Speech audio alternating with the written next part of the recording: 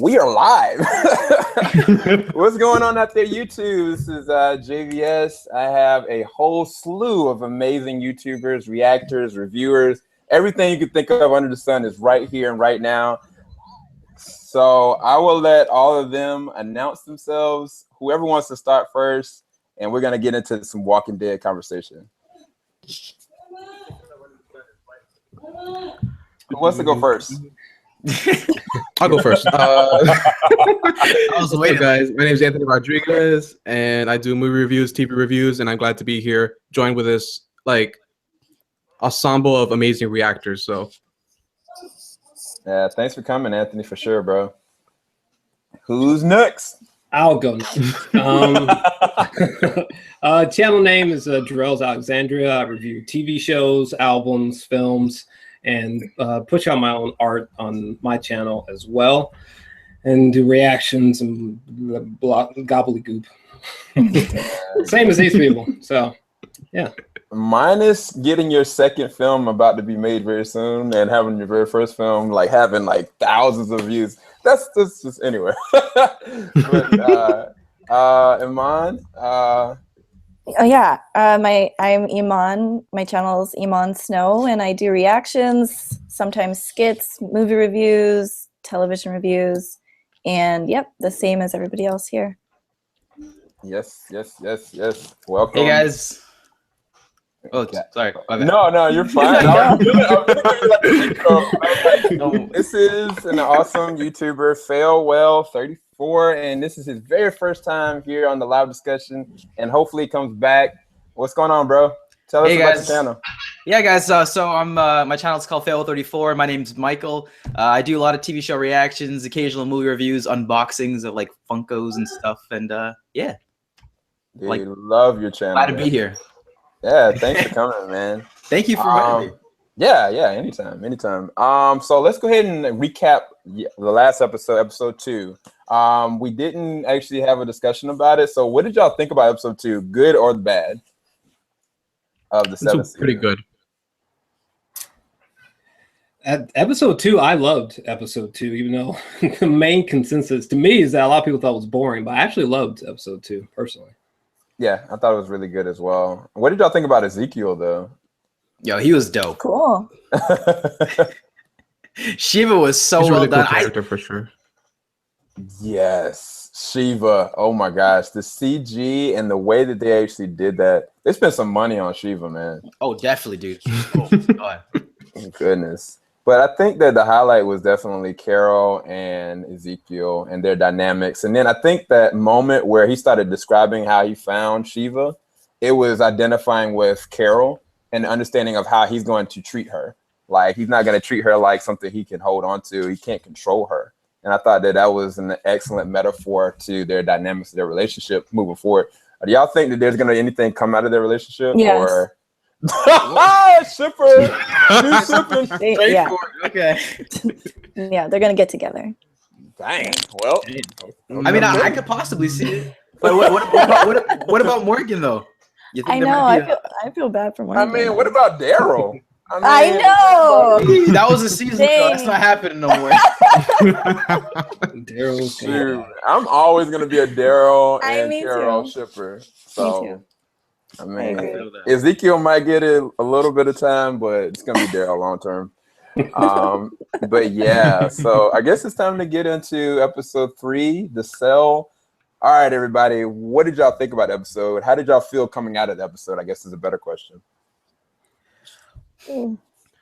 Man, so I'll start. So this episode was really we're used to like The Walking Dead having these kind of like filler episodes in a way, you know, where it's like one location.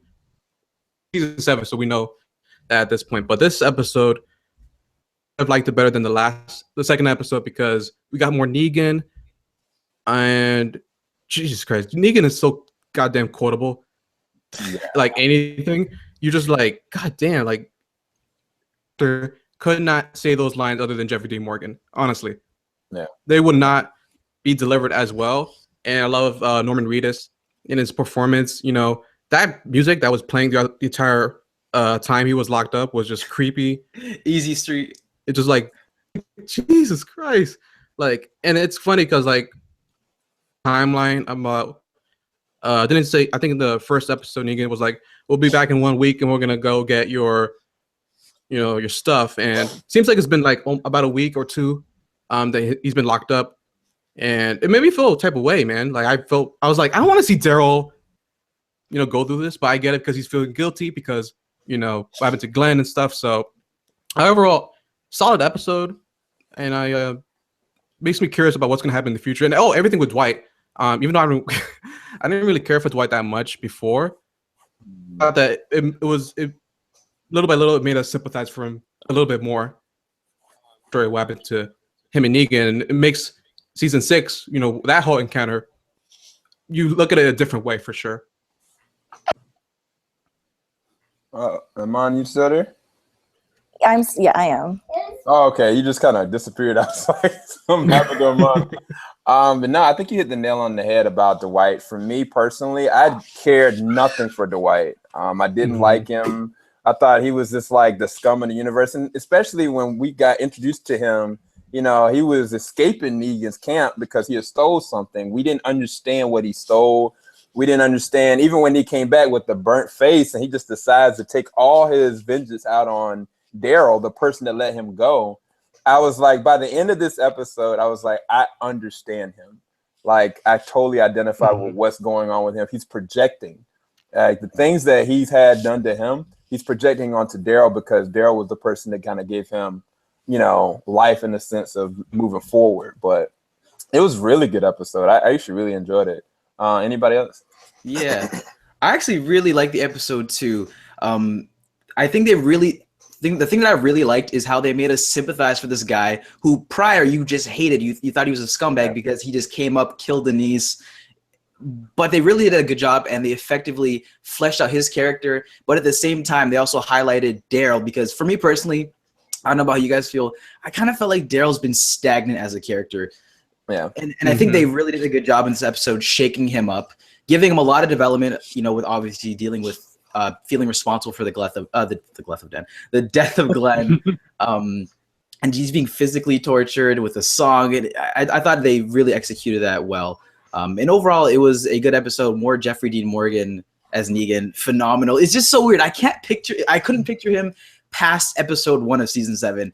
And whenever I see him on screen now, I just get so happy because he's so awesome and charismatic. But, yeah, he's great episode. Had a good time with it. Yes. Oh my gosh. What about you, JOR-ELS or IMon? I thought it was a good episode. I didn't think it was great, but I thought it was good. It sort of was kind of like the season 6 finale, how they kind of broke down Rick with the constant roadblocks. This was basically the same thing with Daryl, except it wasn't roadblocks; it was a room. So I thought it was okay, but I think there were just certain moments that were great. Like every moment with Jeffrey Dean Morgan was astounding to me, particularly when Negan was like, "Who are you? Who are you?" Like that scene just like blew my mind. But yeah, I thought it was good, just not great for me. But I thought it was good. Yeah. Yeah, I really liked this episode a lot. There was so much it was so different from what I'm used to for The Walking Dead. Obviously, it's a totally new group, bad guys. So it's like, okay, what are they all about? And just the way it started with Who's the Boss and the music, it's all upbeat, and they're watching the show Who's the Boss. And then I was like, what in the world? That was so funny. Such a confusing way to start an episode. I know. I was like, is this a commercial? And so I was just like, this is so different. And he's like, Dwight's drinking with the girl and they're playing games. And it's like, this kind of a cool spot. And then they show everything else. And you're like, oh, man, maybe it's not. I agree. Jeffrey Dean Morgan is crazy. He's good. He's great. And I was having a dilemma as just a female viewer because I want to hate him, but he's just so attractive. And so it's just like, he's evil. He killed Glenn and Abraham, but oh my God. So, I mean, that female viewers understand and, anyways, but it's just, it's so, I don't know. It was really great. I love Dwight's development.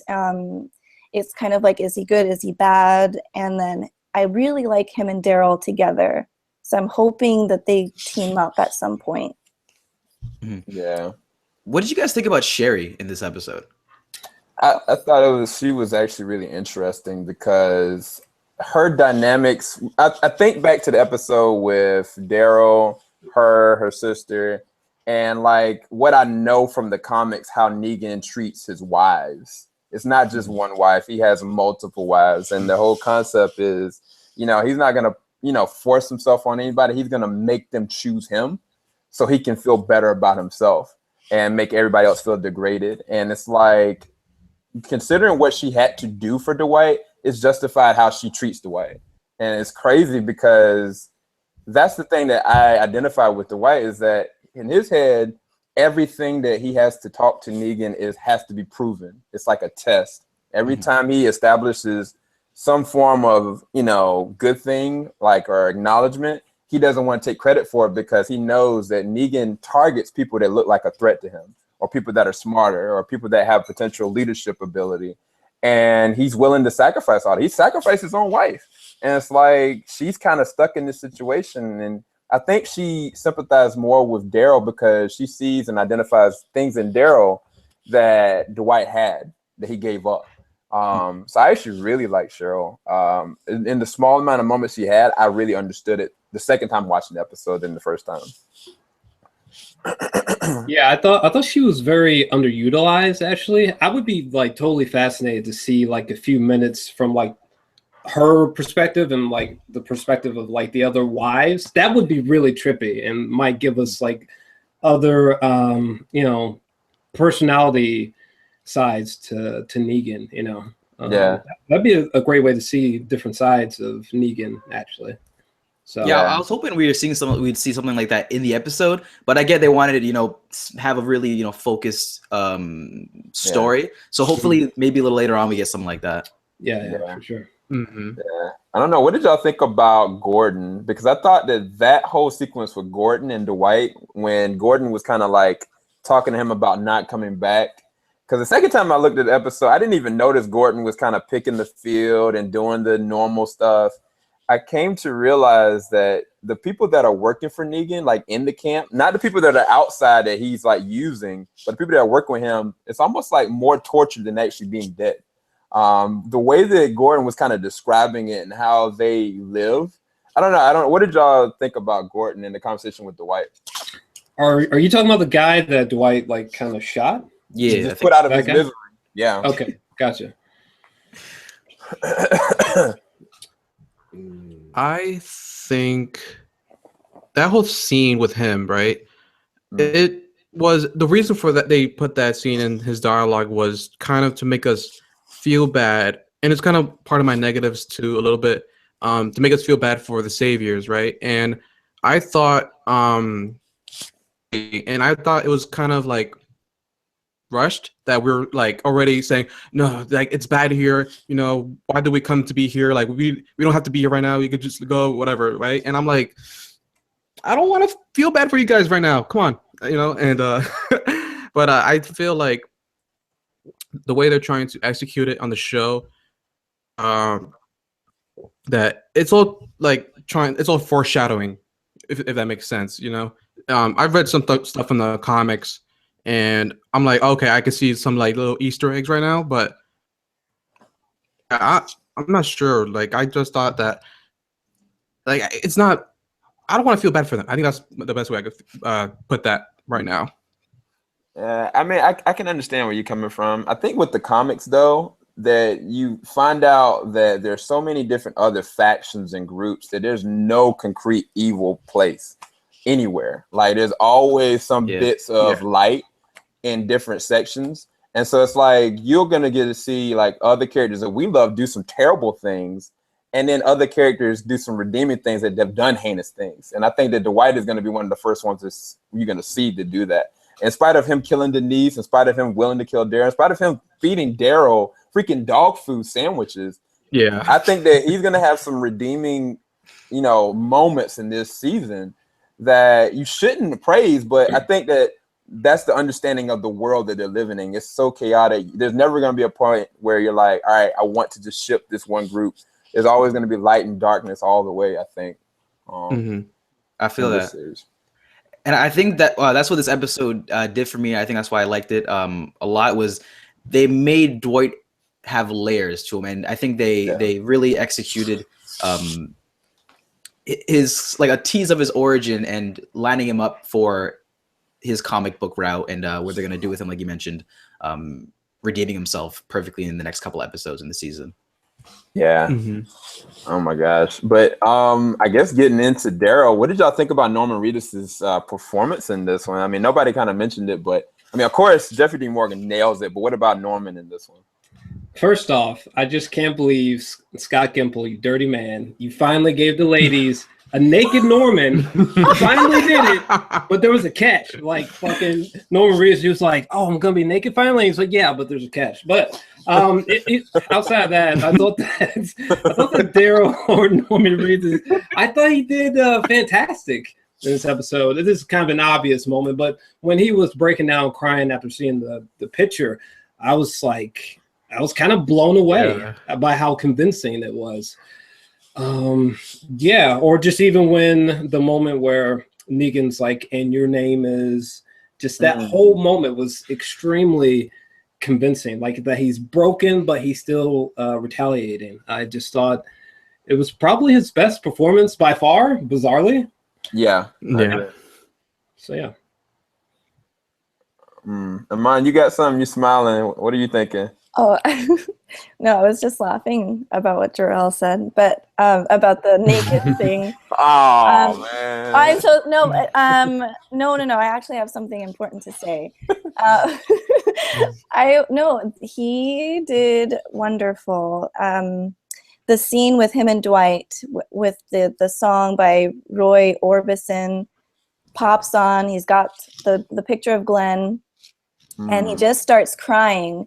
Like, that just, I don't know what it was about that scene, but to see Dwight on the other side of the wall, waiting to hear him cry, it was like, is he helping him get through that? Like, I don't think he was trying to hurt him in that moment. Personally, I don't think he was really trying to make him, maybe it was like the breaking point, to be like, okay, after he's crying, we can take him to Negan. He's broken. Yeah. But I feel like there was two sides to it. Like, maybe he's like, you need to just cry over it, like, get through it, and then now you can talk to Negan. And then when Daryl finally says the whole "I'm Daryl" thing, like, I was like, in my reaction, my mouth like opens up, like, I'm like, oh my God, because I'm just like, if he said Negan, I would lose all my respect for Daryl, because that's not who he is.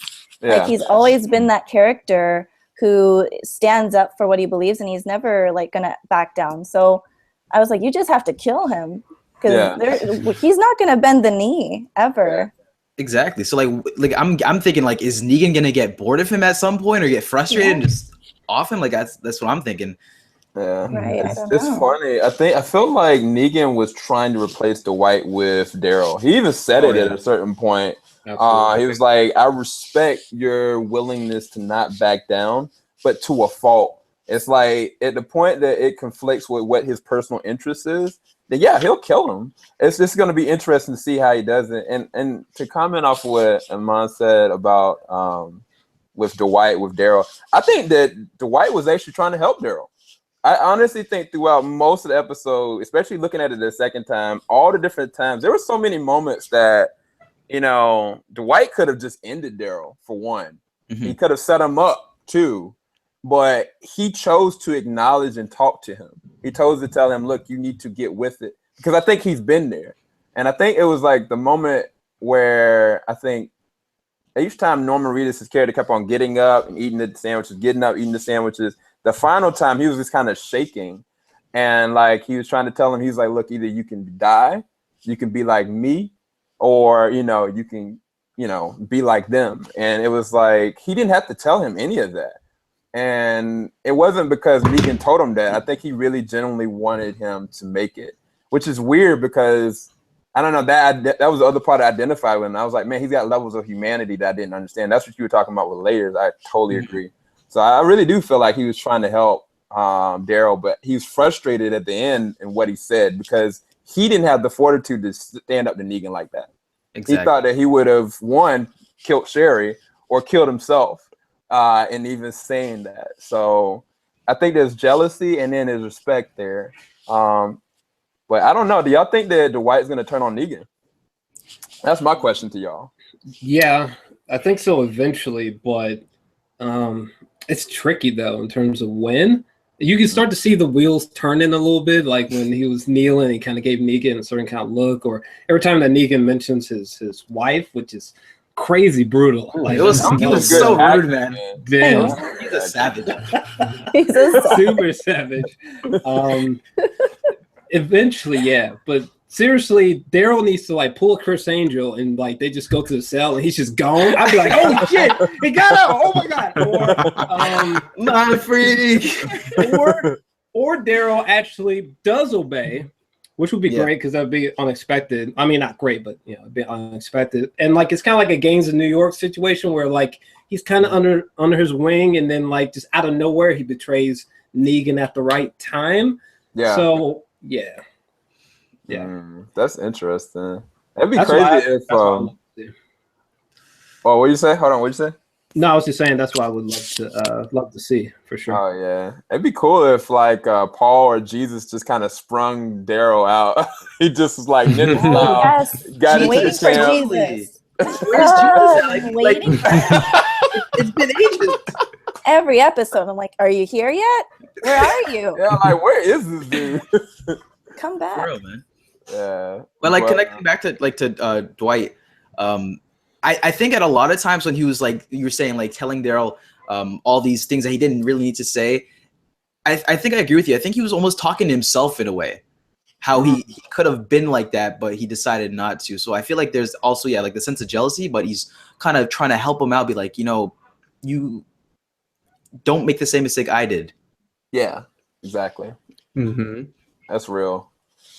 And I think, honestly, that's the reason why I gave this episode a higher rating. I think that it was emotional turmoil for me. I think I came out of the episode, me and Joe, we were talking after we did our reaction, and we were like, man, I feel depressed. Like, I feel legit bad. I mean, the first episode made me feel broken, but this episode made me feel just down, man. I felt bad for not just Negan's crew, but just in general, this whole situation, because I know there's going to be fallout for everyone. Like, I'm thinking moving forward, like, what's going to happen in the next episode with Negan showing up to the Alexandrians? Like, I mean, I think that might have potential of being better than the first episode from an emotional standpoint. Potentially.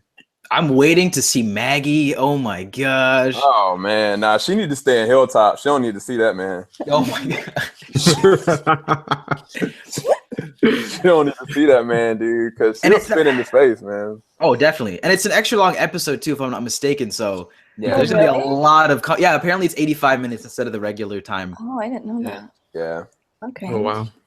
Wow. Man, I just can't wait for Negan just to be bossing Rick around. That's going to drive me crazy. Like, Negan's going to be like, come here, boy. I'm going to be like, fuck. It's going to drive me crazy. Yeah, you see the way he was tossing him in the first episode? Now that for the rest of the season. Yes, oh my god. I hated it. I hated it. It sucked. Dang, man, that's already got me all traumatized. Did any of y'all feel like really down after this episode though? Like, or kind of like emotionally distraught a little bit? Man, fun fact, this third episode was actually supposed to be the second episode, but they wanted to switch it with the Ezekiel thing for levity. So imagine if that would happen. Yeah. Imagine that. Wow. The viewers would have dipped off a lot, actually. Yeah. I can't do this every Sunday. I need to be happy for Monday morning. Yeah. That is a fact, man. Dude, I didn't even know that. Nice. That was a smart move then. Whoever chose that. Yeah. I guess we can go ahead. Anybody got any other comments about the episode before we talk about what our ratings were? There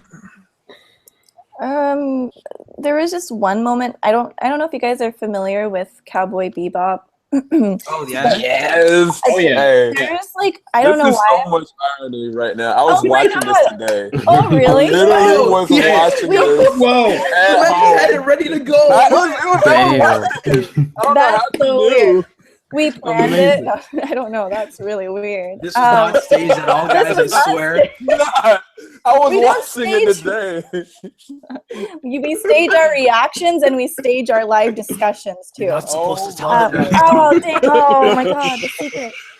No, I was. That is going crazy right now. Well, there was the scene where it was Sherry and Dwight on the stairway, the case, and they're smoking. Oh yeah. And the silhouettes. I don't know why. It reminded me of Cowboy Bebop. I don't know why. I just could see him smoking, and it was like the silhouette of that and the cigarette smoke.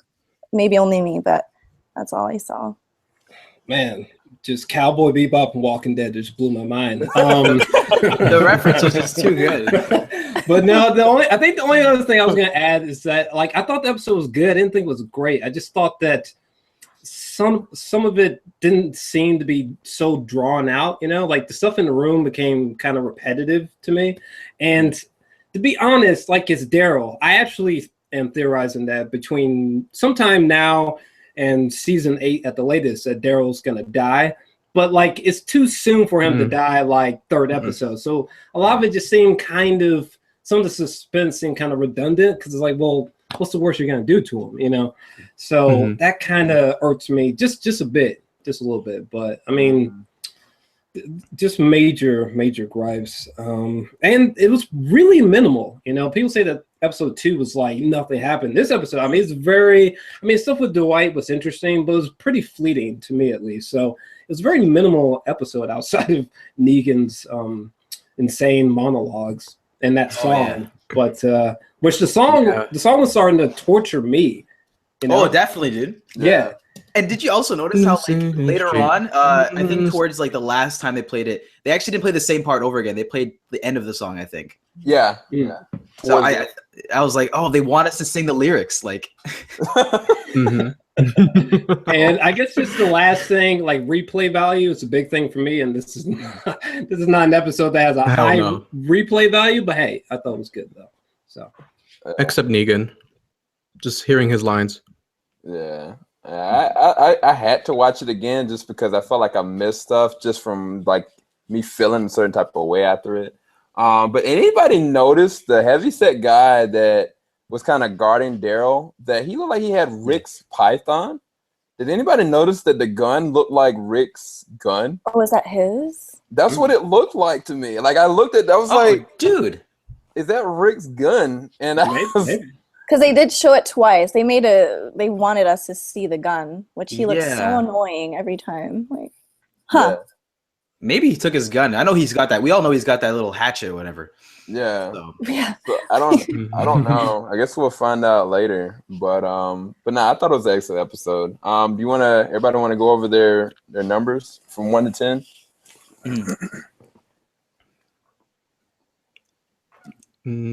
This episode was pretty solid.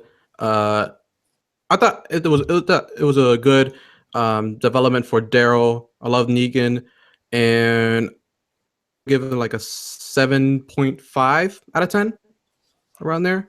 And I predict that since Daryl and Dwight both have the same letter first name, reveal that both their moms are named or Martha. So just no. Shout out to I'm just joking. I love that movie, but yeah. I was about to say, don't you love that? It's hard to see because like everyone's like, yo, he was like, because everyone's like loved him from Grey's Anatomy and like now that he's a douchebag, everyone's like, remembers that he's Thomas Wayne. So yeah. I'm like, he's gonna say one of these days he's gonna say Martha.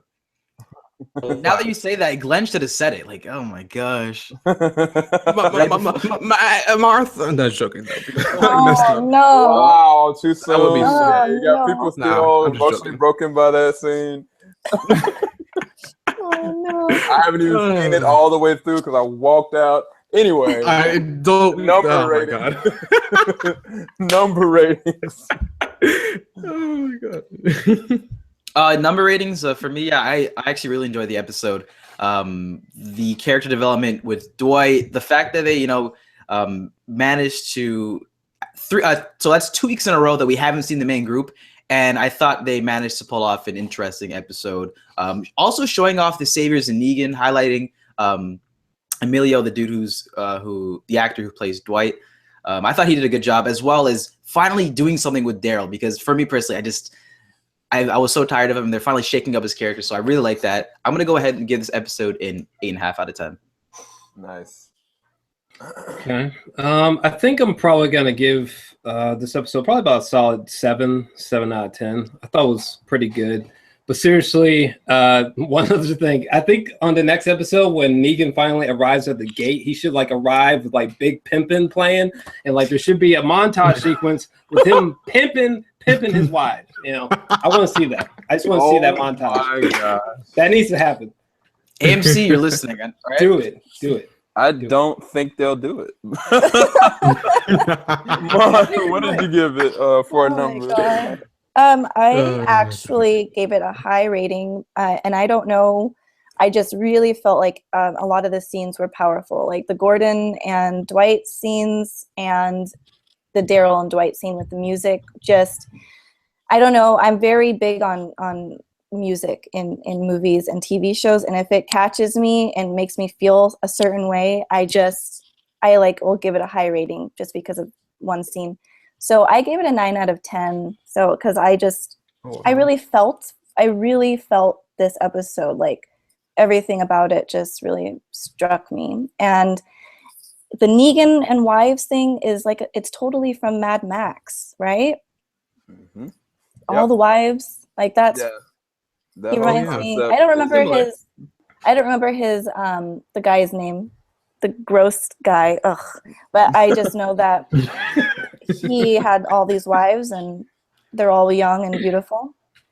So. Yeah, I think it might be. Yeah, it's the same kind of concept. It's gonna be interesting to see how charismatic, Jeffrey Dean Morgan is, how he's gonna play that. I think that they're trying to save that for maybe like episode 7 or 5 when we can spend more time with it, because they could have easily flushed that out a little bit on this episode. But like you said, I think they were trying to keep it more centric. I actually gave it a pretty high rating myself. I think I gave it a 9 out of 10. I couldn't find too many faults in the episode.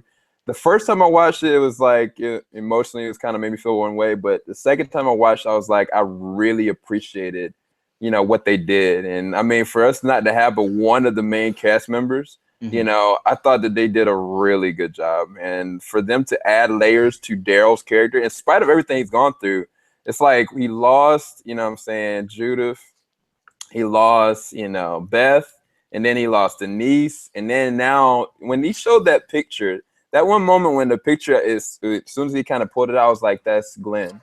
And that's what he has to deal with all over again. That same exact loss and that same exact, feeling all over again. I was like, how is this going to define him moving forward? But yet he's got some kind of unshakable, solitude about him. So it made me respect Daryl so much more in this episode. But I enjoyed it, man. And Jeffrey Dean Morgan is a beast, man. I don't know what he's going to do to touch of the group, but it's going to be hell to pay come this 90-minute episode next time. I don't know if I'm ready for it, honestly. I'm with you there, man. We got a whole, we got 2 seasons or more with this guy, so I'm excited. Yeah. So, but yeah, I don't have anything else further. Has anybody else got anything? Nah, I guess we're done, everybody. So everybody, go down to the description bar below if you would like to go and check it out. I've got JOR-ELS Alexandria. Definitely go check out his channel. Check out Farewell34. Check out IMon Snow. Check out Anthony Rodriguez. All these channels are amazing. All their content is amazing. It's always fresh and rejuvenating. And we'll try to be back next week. I don't know when. We'll talk about it amongst ourselves. But I apologize for everybody in the chat. I haven't been really talking with y'all as much as I should have. But it's all good. You know what I'm saying? This is all for y'all. But everybody, peace. Take it easy, guys.